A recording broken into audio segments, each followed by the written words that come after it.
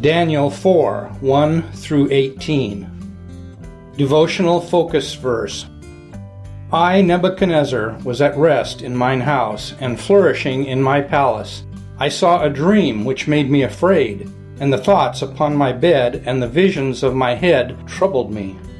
Daniel 4, 4 through 5. Dreams are a succession of images, ideas, emotions, and sensations that usually occur involuntarily in the mind during certain stages of sleep. Researchers tell us that dreams are a universal human experience. Everyone dreams, though many dreams are insignificant and forgotten. However, at times God has used dreams to deliver a message. Sometimes the message was one of hope, and at other times it was of judgment. Many years ago, Karl Wasara had a dream that impacted his life. He said, "I was born in Finland, and my father died when I was about 8 years old. My mother and her aunt were very devout Christians. No doubt it was their prayers that followed me and gave me an inclination toward the Lord. In 1905, there was an insurrection in Finland against Russian rule. The Russian military rode through the streets on horses, trampling anyone in their path. I barely escaped by jumping into a coal bin in someone's basement. I was so upset by this incident that I left Finland and moved to Sweden. While in Sweden, I had a dream that left a lasting impression. I was sinking in a river, about to drown, when I saw a woman standing on the bridge overhead. She reached down her hand and pulled me out of the water. In 1908, when I was 32 years old, I came to America with my brother, and we traveled to Portland, Oregon.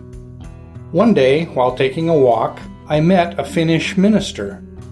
I told him I had a hunger in my heart to know God. He said to go to the Apostolic Faith people at Front and Burnside, and they would tell me what to do. I followed his advice and went to the church. There, I saw the woman who had been in my dream. It was such a blessing. I thought she was God's rescuing angel. As I sat in the service that night, tears streamed down my face. Though I didn't understand the words being spoken, I understood the Spirit of God. The founder of the church, Florence Crawford, saw me sitting in the meeting, and after the service, she came and led me to the altar. God's people gathered around me and began to pray with me, and God wonderfully saved my soul. When Carl passed away, he had served God for 65 years. He had a dream that brought hope, and God led him to where the hope could become reality. In our text today, King Nebuchadnezzar had a vivid dream that he could recount in detail. However, in contrast to Karl, Nebuchadnezzar's dream troubled him, and rightly so, as can be seen in tomorrow's text. While God does not speak to most of us by dreams, these accounts illustrate the Lord's faithfulness to reach out to each person. He has given His Word and His Spirit to guide us into all truth. Whatever your situation is today, let your heart be encouraged to know that God cares about you, and He will help with every detail of your life if you will let Him. Background information. Nebuchadnezzar's second dream is recorded in today's text. The interpretation given in the latter portion of the chapter is the text for tomorrow's reading. Verses 1 through 3 introduce the chapter and indicate it was written after the events recounted had transpired. The writing has the tone of an official document, and King Nebuchadnezzar addressed it unto all people, nations, and languages. Nebuchadnezzar reigned over the Babylonian Empire from 605 through 562 BC. During that time, he led his armies in conquering numerous kingdoms.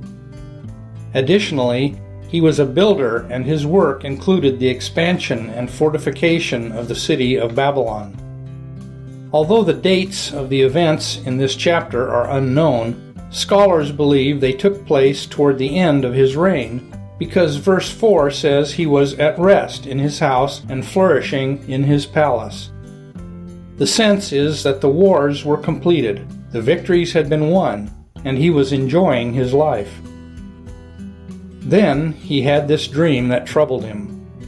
Perhaps he felt concern that it foretold evil and trouble for him.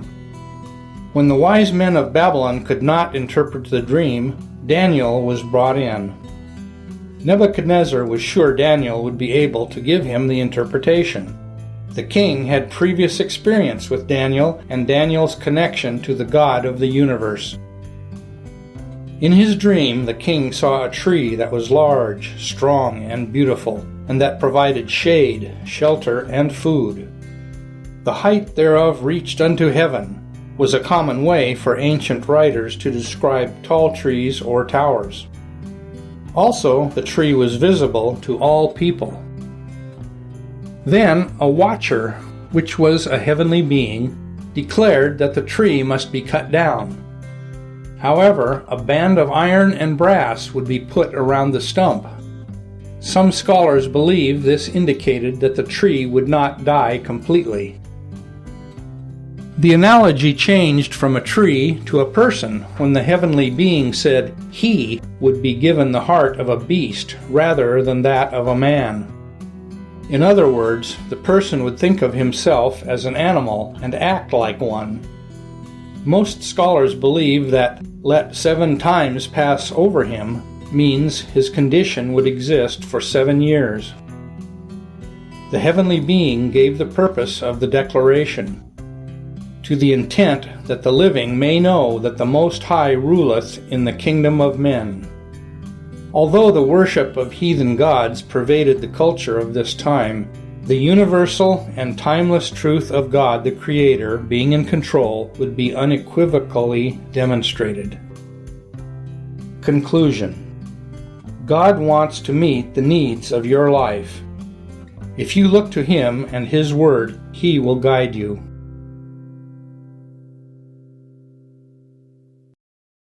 Daniel. Chapter 4. Nebuchadnezzar the king, unto all people, nations, and languages, that dwell in all the earth, peace be multiplied unto you. I thought it good to show the signs and wonders that the high God hath wrought toward me. How great are His signs! And how mighty are His wonders! His kingdom is an everlasting kingdom, and His dominion is from generation to generation. I Nebuchadnezzar was at rest in mine house, and flourishing in my palace. I saw a dream which made me afraid, and the thoughts upon my bed and the visions of my head troubled me.